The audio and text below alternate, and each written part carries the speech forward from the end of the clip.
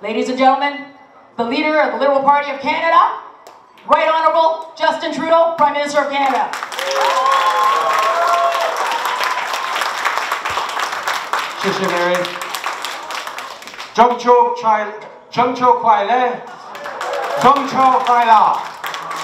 Happy Mid-Autumn Festival. What a pleasure to be with you all tonight.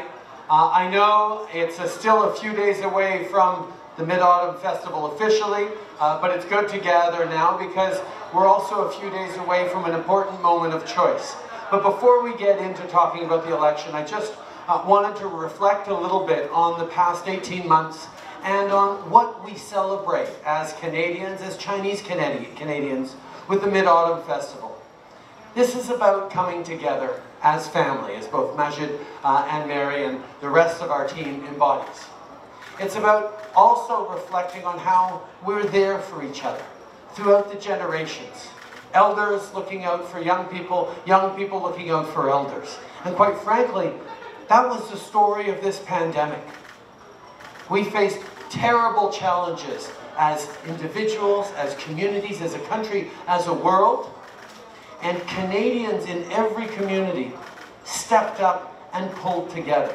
And we saw countless examples of neighbors helping neighbors, of family members doing everything they could to support other members, of communities pulling together, of frontline health workers, both from the Chinese Canadian community and across communities, demonstrating their commitment to be there for each other as we got through. And even as we were in challenging times, even as we all made sacrifices and worried about what the future was going to hold, we also got to see the very best in ourselves, in our communities, as we dedicated what it is to be a community, what it is to be Canadian from every different background.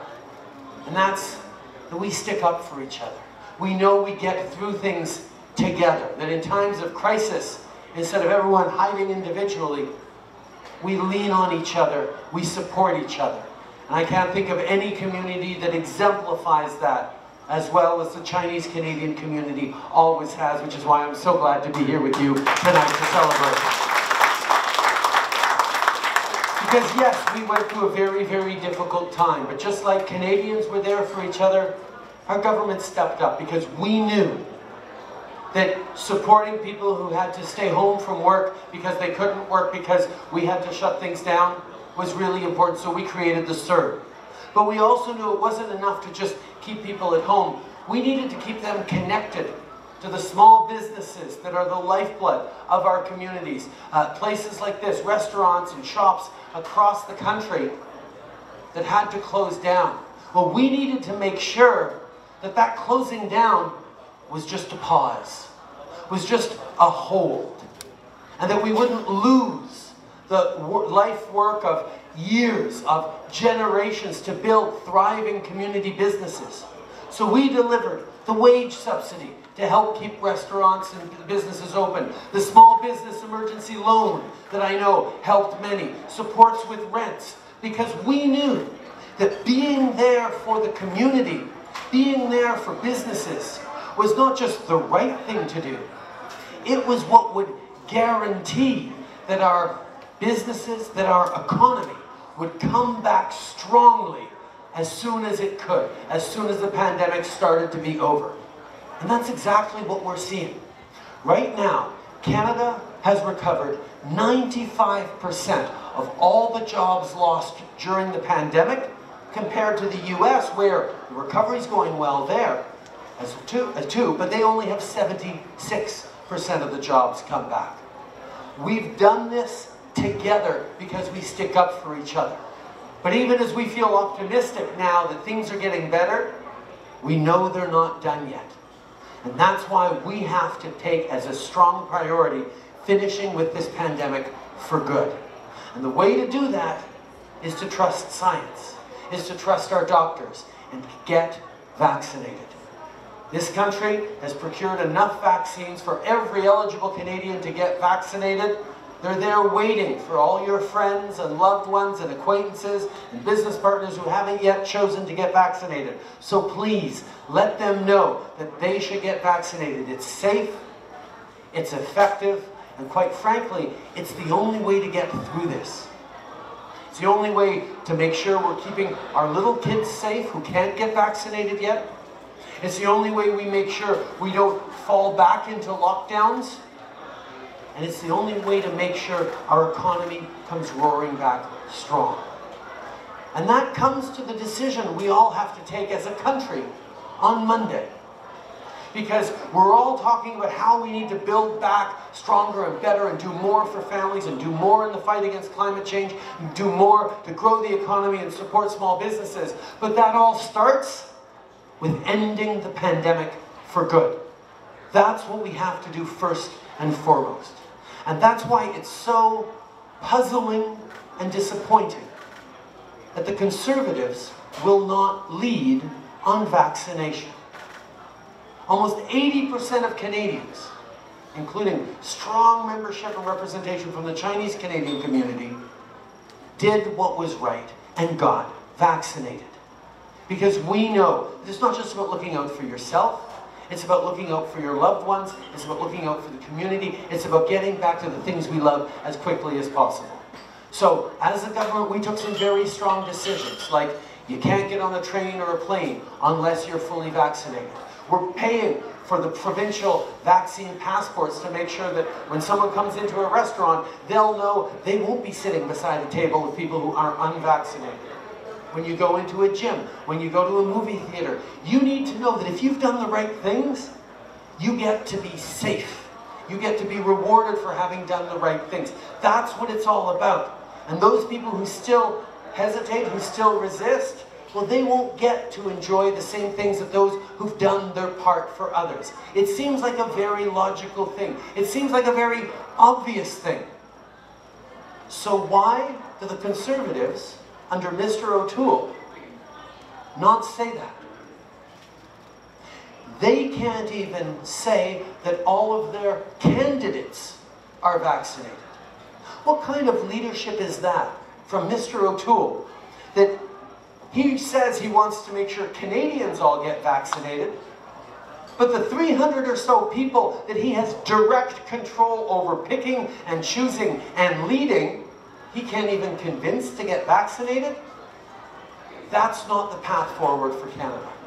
But more than what it says about their mistrust of science, or the fact that they put up with people who are spreading disinformation and misinformation on vaccines, it shows he doesn't actually understand, the Conservative Party doesn't understand how to grow a stronger economy.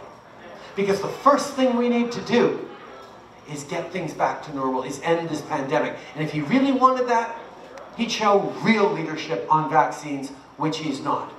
But there are other examples as well, and not just the principle that we always see from Conservatives, which is give tax breaks to the wealthiest and hope that it ends up helping everybody else. Trickle down doesn't work, and yet they still put that forward. Their housing policy, and I know that there are many Chinese Canadians facing challenges with housing here in the GTA, but also our friends in Vancouver and in cities across the country where housing prices are so high. How could a political party like the Conservatives, that supposedly is smart about the economy, think that the best thing to do for housing is to give $500 million in tax breaks to the wealthiest landlords to help them sell their buildings? How does that help a young family buy their first home? How does that help struggling workers pay their rent?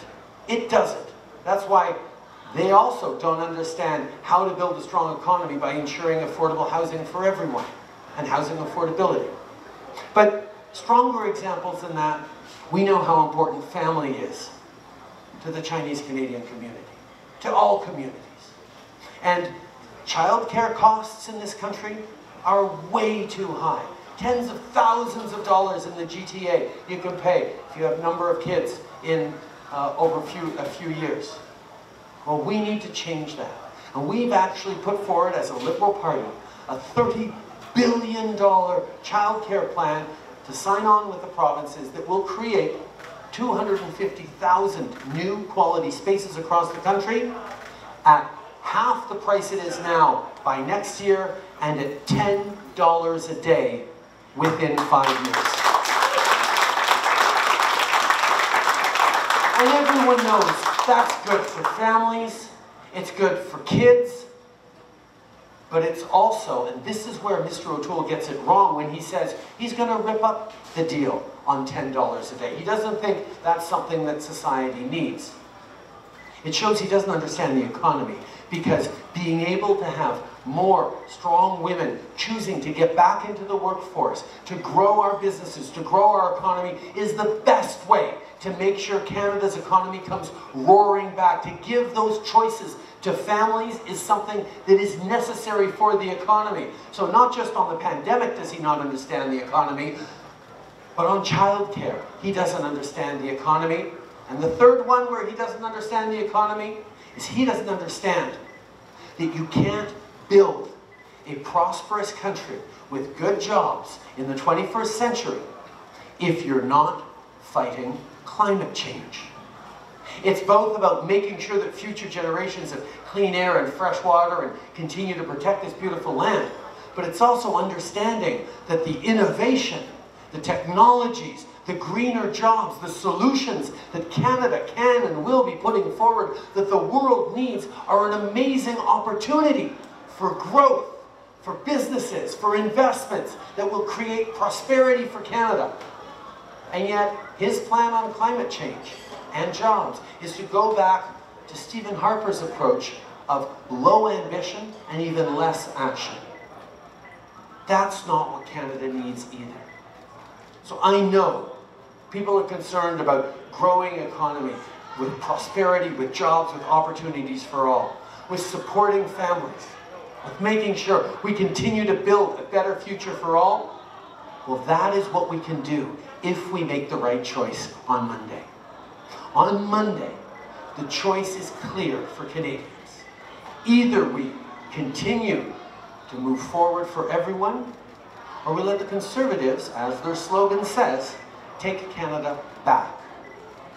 After what we've been through in the past 18 months, about what we've learned, about rising to the challenge and being there for each other, I'm very confident that come Monday, this community and people across the country will make the right choice to move Canada forward for everyone. Merci beaucoup. Xie xie 尊重，谢谢。